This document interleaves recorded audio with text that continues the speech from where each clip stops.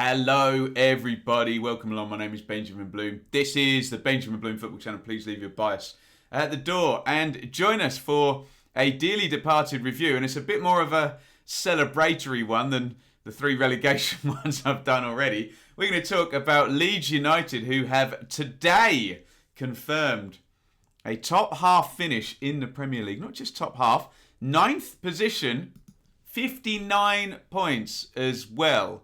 Let me know in the comments if any Leeds fans were that optimistic at the start of the season. What a tremendous achievement to be up there, matching Sheffield United's position and points total. The much heralded Blades doing equally well last season under Chris Wilder. We're going to have a little look at the season. Moreover, how have they done it? We see plenty of teams go up. We see plenty of teams go up and come straight back down. Go Fulham and West Brom this season. So we'll have a look at what Leeds might have done differently and evidently better. There's the promotion picture last season, interrupted by COVID. Bielsa's second season, 93 points. They won the title by 10 points in the end. There was a bit of a sense from me, particularly studying the Championship last season, that Leeds were the one really good team in there. West Brom got over the line, didn't they? Fulham in the playoffs. And then a bit of a sense of a bit much of a muchness beneath them. And Leeds were out on their own. And that was what the team was built on. You can see there Casilla in goal. Ayling, White, Cooper, Dallas at left back. Phillips, Costa, loan to buy. Click. Hernandez used a lot, but towards the end of the season, maybe a Tyler Roberts in that spot or a Stuart Dallas into midfield.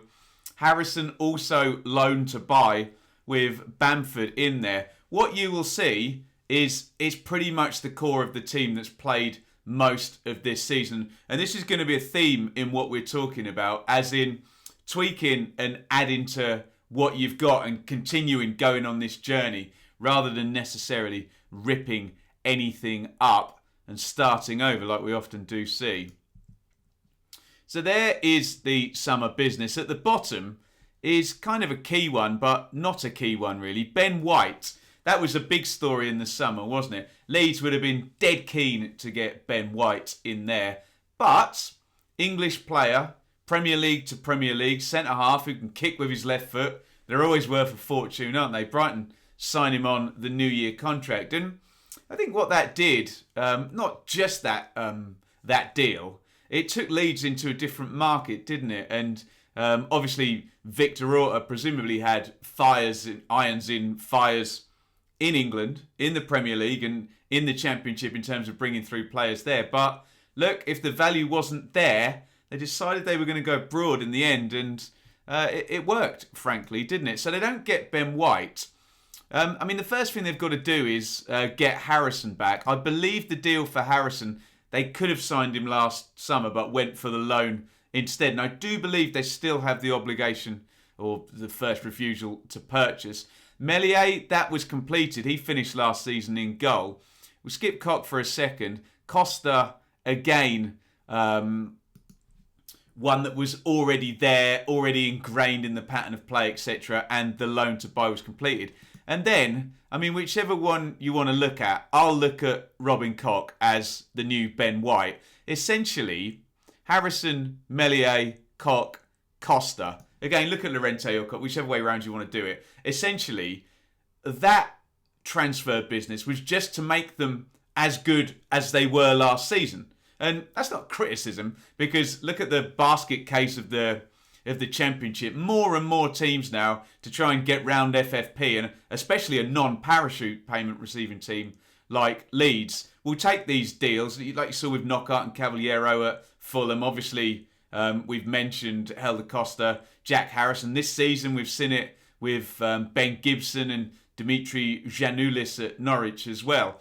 So there's almost a case of you have to spend a big bundle of money even to match your Championship team. I was sick to the back teeth of Villa being criticised for their spending when they had Mings, Tuanzebe, Abraham all on loan. It's like, well, for a start, to even get to the same level as your promoted team, there needed to be that level of investment. Where Leeds got it really right, I think, is the other additions. And again, argue amongst yourself as to whether it was Koch or Llorente that was the Ben White replacement. Let's just say, for argument's sake, it was Koch. Then you have Rafinha, Llorente and Rodrigo. Look at the fees. And yeah, again, send transfer mark to strongly worded letter if you've got any evidence to the contrary. But let's not quibble over transfer fees. But assuming they are correct, sort of 17 million, 18 million, 27 million. A big chunk of money spent, but spent on things that are Premier League ready, experienced international players, and also some potential in there if you look at Rafinha's actual age.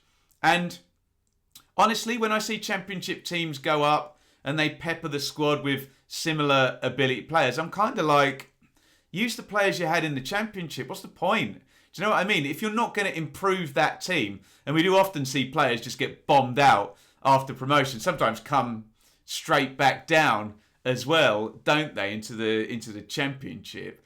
I kind of think, do it the way Leeds have done here. You know, buy players who are going to go into your first team and improve it. If not, play your Championship team. They know the pattern of play. They know what they're doing. And, you know, if they're not up to snuff, then what's the point bringing in players on their level? So I like the business. And obviously, with the benefit of hindsight, it's obviously worked out very well this season.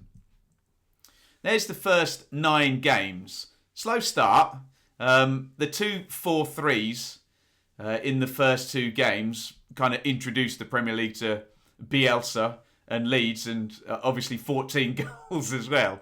Now, the best thing that could have happened to Leeds is, look, they win games number 2 and 3. And what that means, and we'll talk about this in the theorising at the end, what that means is they never got below that sinking 1 point per game. In fact, 6 points from the first 3. They gave themselves 3 games of headroom straight away. And when you look at the teams, yes, there is a big gap in the end, but they never got above that 1 point per game. And that's the standard. You land there on 38 points. Look, 18 finished with 28 points, so you'd have been miles clear, but hit that point per game, and Leeds got there fairly early.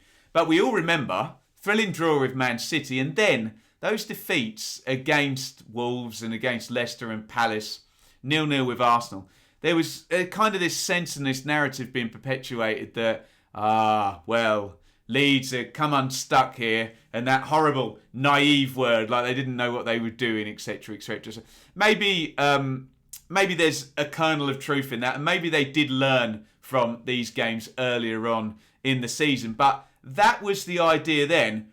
Obviously, though, there is that one big win in there at Aston Villa, where we've had quite a rivalry between the two clubs over the past sort of 2.5 years or so. That was without Calvin Phillips as well. So, particularly in the Manchester City game and the Villa game, there was enough evidence, I think, to counterbalance that, when they come up against Hodgson or Nuno or Brendan Rodgers, they come a cropper. So there was a bit of both in there, some optimism, but also some pessimism based on some of those results. And I suppose we're trying to be balanced. We've got to fall somewhere along the line, haven't we? There is the next 9. Let me just wind that back. First 9, 11 points. The next 9, 12 points. So a slight improvement, but consistency. And let's be completely straight about this. If you're coming up for the Championship and you're over a point per game throughout that season, you are doing well. Forget 9th place and 59. If you're 16th place on 39, everything is fine. And go and build and bank that TV money for a season. So Leeds consistent and improving. Just a great win at Everton in there. Big win against Newcastle, against Burnley they won as well. And a big win against West Brom.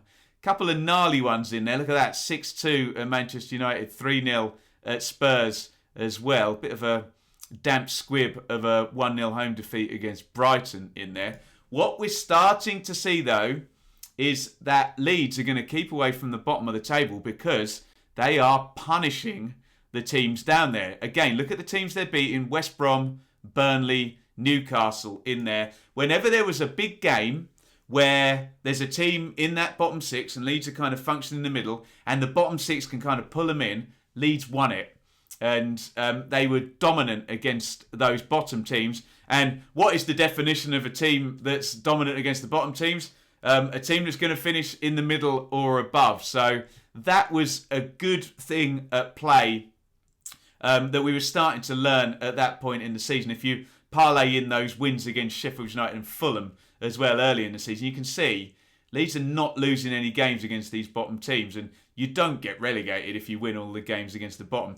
And I suspect this is the point where Leeds fans are probably going, okay, had a good win against Villa, won at Everton, went toe-to-toe with Man City. Okay, 4-1 Leicester, 4-1 Palace, 3-0 Spurs, 6-2 Man City. Had a couple of wallopings, but in the main, this is here and not here, and it's kind of going in the right direction. So, starting to see where Leeds was sitting in the hierarchy in the table. I thought I'd make mention of this. Two things happened after that Brighton game. Leeds put a new pitch in. Lots of people were telling me at this point in the season, Ben, Leeds away record's better because the pitch at home is so god-awful. I think they transferred it from Spurs or something, didn't they? They also got a 10-day gap. There was FA Cup stuff in between those last two games. And I'm not saying they rested or what have you, but it just felt like a good time for a reset and the pitch was relayed and they were going to go again for these remaining sort of 20 games of the season. And it does feel like, now looking at the numbers, little bit of a turning point there. I'm not doing a cause and effect for, I'm not saying why, but it happened, didn't it? So 9 more games. And again, look at this consistency in terms of the points. 12 more points. So I've done blocks of 9 for those first 3 bits of analysis. 11, 12, 12. So 2 things. Over a point per game every time. And, 2 or 3 points over. So you're going to be pushing away from that. And dead consistent. 11, 12, 12 and growing as the season's going. And you can see there the table says 11th place, 35 points. And look, 9 off relegation. Apologies, Leeds fans, if I keep talking about relegation. But obviously, whenever we're talking about championship teams that come up, that, I'm afraid, in the first season is the barometer that they are measured by. Next season, we won't probably be measuring Leeds by that. But we have to in this context this season. Again, no draws. And I remember Phil Hay writing an interesting piece on this about why can't Leeds convert a couple of defeats into draws and this all or nothing type thing. Again, punishing Newcastle and Southampton, who are going to end up finishing down the table. Palace, a good win against them, bit of revenge. And revenge against Leicester. It's a great performance at Leicester. Particularly by Pat Bamford, who we should probably mention some individual players now. Bamford is scoring goals in the Premier League and he's finished with 17, I think, as well. Rafinha is now kind of catching the eye, isn't it? Dallas is having a great season. Meslier in goal. Phillips is in the England squad. So some individual performers as well doing their bit in that team shape. I suppose a bit of a worry still is that you've got 4 wins in there. You've got the 5 defeats. But look, the defeats are mitigated by the fact that the points are coming on the board at a rate that's going to see you well away from the bottom. So maybe some inconsistency questions in micro terms. But across the season, when we've done the 9-game blocks, 11, 12, 12, actually very consistent if you're charting points per game, which nerds like me really like to do. Now, this is important, and I remember chatting to Leeds fans at the time. Leeds finally get some fit centre-halves now. So there's Hembling-Cook. He's going to get his knee surgery, that says on the 9th of December. Forgive me, I haven't got dates or match numbers, but I've got it to line up with the next run of games we're talking about. And you can see, look, Llorente arrived and they could barely get him on the pitch. Cock arrived, looked pretty good, and then a long injury run. Cooper had a few games off as well. And you can see, particularly in those, you can see the block of 3 games there where there's no Llorente, Cock or Cooper. And you've got Luke Ayling playing centre-back, Pascal Struijk. And and I say this a lot on the channel, people talk about injury crises. It's much better to have 6 or 7 players injured for a couple of weeks, all in different positions, than it is, A, to have your star player injured for 12 months, like, say, Liverpool and Van Dijk, or, say, a whole group of players in the same position for 8-10 games. We've seen it doing the Championship, seen it at Brentford. They lost both their fullbacks for the entire run, and it just offsets the team, doesn't it? So injury crises come in different forms, and I think having all your centre-halves out and you're relying on Pascal Struijk and Luke Ayling to cover at centre-half in the Premier League when, it's a right-back having his first season up there, and Struijk's really his breakthrough season in terms of any type of football as well. So what's also interesting is look what happens, and it's Llorente gets ahead of Robin Koch actually in the pecking order. But when they're back, we get this very, very strong finish. Now, I'm not for 1 minute sitting here saying, oh, it's down to all the centre-halves being fit. I think it's down to a lot of things. I think it's down to Leeds growing through the season. I do think it's down to having, a lot of the first 11 to pick from. Yes, I do accept that Phillips missed a few games and Rafinha missed a few, didn't he? And Helder Costa didn't finish the season. But those were issues that Bielsa could kind of get around more than having 3 centre-halves all injured at the same time and 2 of them that you spent a lot of money on to try and improve your team. So get this really good run at the end of the season. Again, punish the lower lights. Look, win at Fulham, beat Sheffield United. Incredible win at Manchester City. Unbelievable stuff. Then look at that. Draw with Liverpool. Draw with Manchester United. Bit of a... Looks like Brighton have got Leeds' number. Ben White and Brighton this season. Double for them.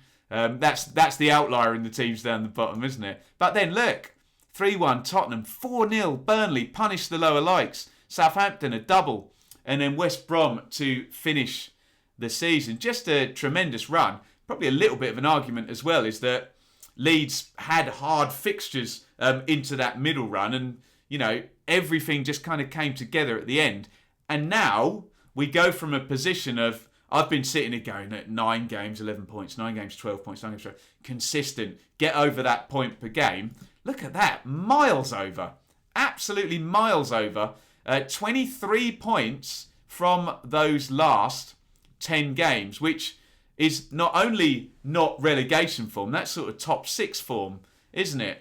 Probably even higher, to be honest, at 2.3 across the entire season. That's actually maybe top 2 or 3 form, but if you roll that out, look, I'm labouring the point. They finished incredibly strongly, just getting into their stride at the end of the season, players coming back, the confidence growing, Leeds learning their place in the hierarchy, maybe that little extra running power on the pitch starting to take out some teams who are tailing off at the end of the season. I won't insult any Leeds fans watching this who have been hearing about Bielsa burnout for 2 years when all the numbers tell us that it just doesn't happen, and that any issues in 18-19 were probably in here rather than in the CV. So, Leeds come really, really good at the end of the season. There is the table as of about an hour ago. We're just filming this now.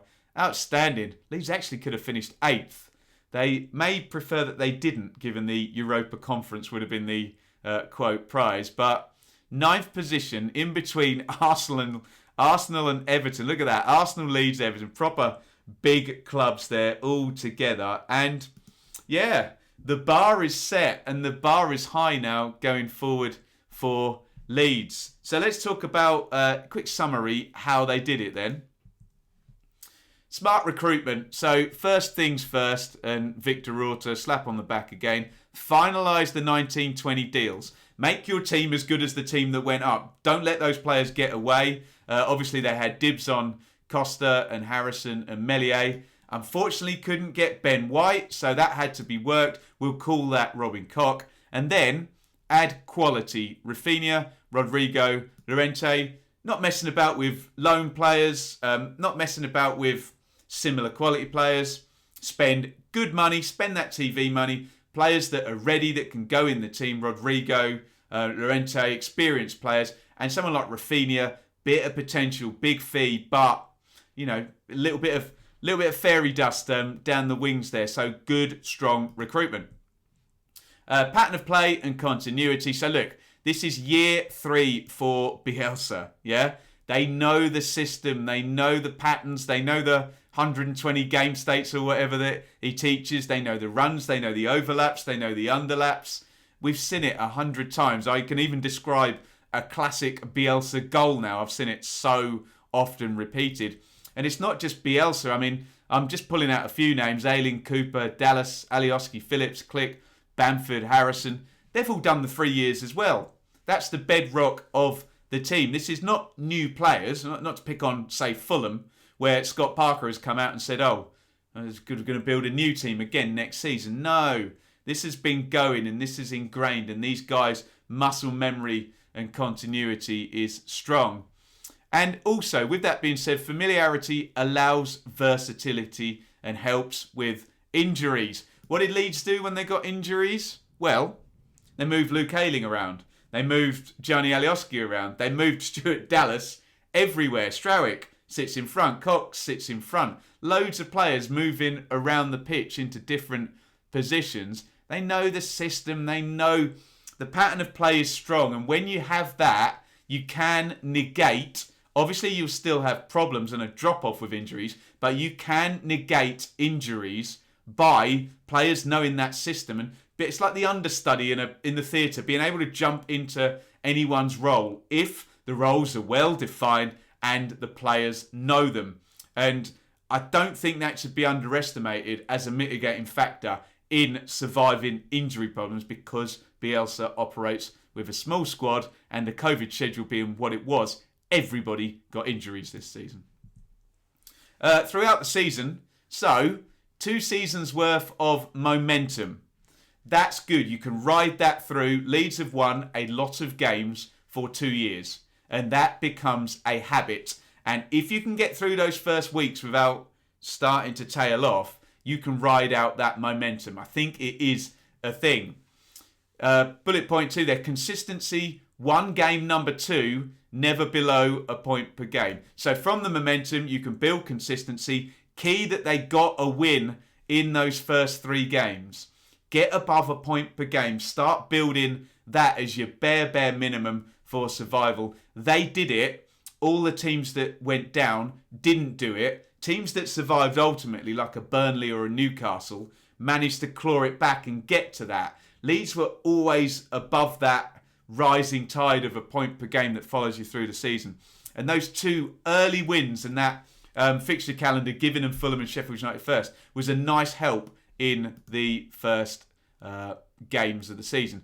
And we said it a few times, brilliant job, punish the bottom teams. Look, 6 points scored against Southampton in 15th. Sheffield United, the bottom team. West Brom, they've finished the double today, 19th. Newcastle, 6 points. They finished 12th in the end. Jesus. Fulham, 18th place, 6 points. Burnley, 17th place, 6 points. They will do well to replicate that next season, but the teams down at the bottom of the table could not live with Leeds. And as they build, they've got to hope that that tide raises higher and higher. And if they add the teams in the middle of the table to that, you know where they're going. The bottom bullet point is a real simple one. Leeds grew through the season. Where do you want your trajectory going? Up, down like that, or just a nice, steady growth? And that's what they did. We analysed the points numbers. First 9 games, 11. Second 9 games, 12. Third 9 games, 12. Last 10 games, 23. So a big, steep peak at the end. But as long as that line is trending upwards, then your club is in a good place. We've got to talk about some key players and some key players who stayed fit as well. I haven't looked at the team today. Let me just quickly click on it and see if anyone did do all 38 games. So I know Ailing, Bamford and Dallas, I think we're all on 37. And, Bamford didn't start as he put him on the bench for the last game. Oh dear. So look, Bamford won't get 38 starts, I don't think. I think he's going to get 30 7, but Ailing and Dallas. Look, you need that core of players. You need a few to just stay fit all season. And Meslier nearly did the whole season as well. So you have Ailing, Bamford, Dallas, Meslier pretty much playing every single game. That's a big help. And then, you're talking about the real high performance level. Yes, I know you can pull out probably a ton of Leeds players this season who've been really, really good. But just those 3 I'm going to pull out. Rafinha, Bamford and Phillips. I know there are good cogs in the machine around them. But Bamford, the goal scorer, 17 goals. Any team wants a striker scoring 17 goals in the Premier League. We put Rafinha on there as well. You're getting into the Premier League and you're adding a player. I said fairy dust earlier, but a player who is young, who can dribble, create, score, going to fly up in value. You need those creative influences around these sort of worker bee players, not as an insult to these guys around them, but you do need, you can't, maybe you could have a team of Dallases, but you do need the goal scorers around them. You know what I'm saying? Far be it for me to damn with faint praise there, Stuart Dallas. And of course, Calvin Phillips, the absolute key fulcrum, that extra quality of passing that he's got really over, let's be honest, other than Hernandez, everybody in the Leeds squad and a lot of players in the Premier League. Just having that bedrock of real quality. And you look at the tailing off of someone like Sheffield United and you think, where are those real big quality players? Yes, the team was great. Where were the big quality players to dig them out? Look at Fulham and they're borrowing in Lookman. And, you know, he won't be there next season. And Mitrovic, does he do it in the Premier League? He doesn't. Do you know what I'm saying? West Brom, Pereira. Yes, they've got the player, but did he do it all season and could they rely on him? Whereas Leeds, those 3 players particularly, to give the X factor around the players who can play the system really well, I just think are all worth a shout out. Yes, of course, I'm sure I'll get many others shouted out in the comments, but we had to pick a few, didn't we?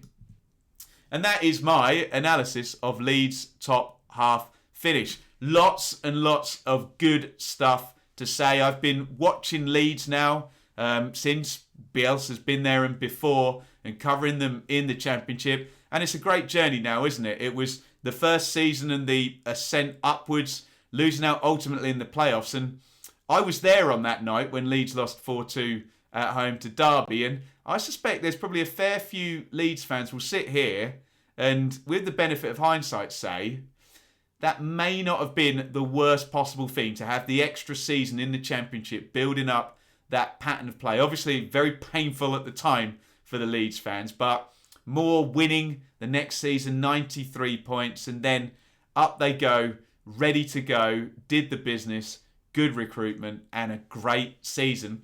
What next will be very interesting, because I'm already seeing some of my Leeds friends getting a bit prickly about the whole second season syndrome comment. Look, it is a thing. It is a thing. And you have to take it as a compliment and not get defensive about it, Leeds fans. But look, the perspective is going to completely change on Leeds now.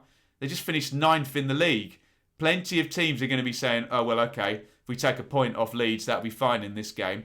And you get more low blocks, you get defensive setups and just looked at differently. And also, you're now going to have teams maybe going to try and swoop in and grab players, particularly Calvin Phillips will be high on a few people's list. And whether they stay or go, it does unsettle it. And all of a sudden, you're of value to other people. So my advice, if you want to hear it, Leeds fans, is don't get prickly about second season syndrome. It's just a matter now of competence and keeping everything moving and just adding a few more parts. And something I haven't mentioned, not losing big players. There's just Jack Clark, first season, Ben White, second season, that was replaced. So that's the key, isn't it? Don't let there be an exodus. Don't take it personally and get defensive about it. It is a backhanded compliment when the expectations all flip round. And I'm sure Mr. Bielsa will have them all ready to cope with this and the standards will be as high as ever. There you go. That's enough rambling. That is Leeds' top half finish this season. Please get your thoughts down there in the comments. As ever, Leeds I've covered on the dearly departed shows, and that will continue next season. And look, we know it's a big club. We've got plenty of subscribers affiliated with Leeds. So thank you for all the engagement this season. We will be doing a couple more things. Maybe we'll do a mixed Villa and Leeds teams for our dearly departed sort of team of the season type situation. I haven't worked that out. That will come next week. But thank you everybody for the engagement all season. We'll be back with the dearly departed next season. I'll hopefully enjoy keeping covering Leeds. And as I say, the bar is high. Can they match it next season? I've had my say. Now you have yours in the comments. And it's a big over and out. And congratulations on a really good season for Leeds. Thank you so much for watching. If you enjoyed this video, please hit the like button to see more videos from this channel. Hit the subscribe button and to be notified every time we upload. Ring the bell for those notifications to come through on your device. If you really want to support the channel and me as a content creator, I will be eternally grateful if you head over to the merch store and grab something, or support over on Patreon, patreon.com/Benjamin Bloom. Thank you for your time. Go and watch another video.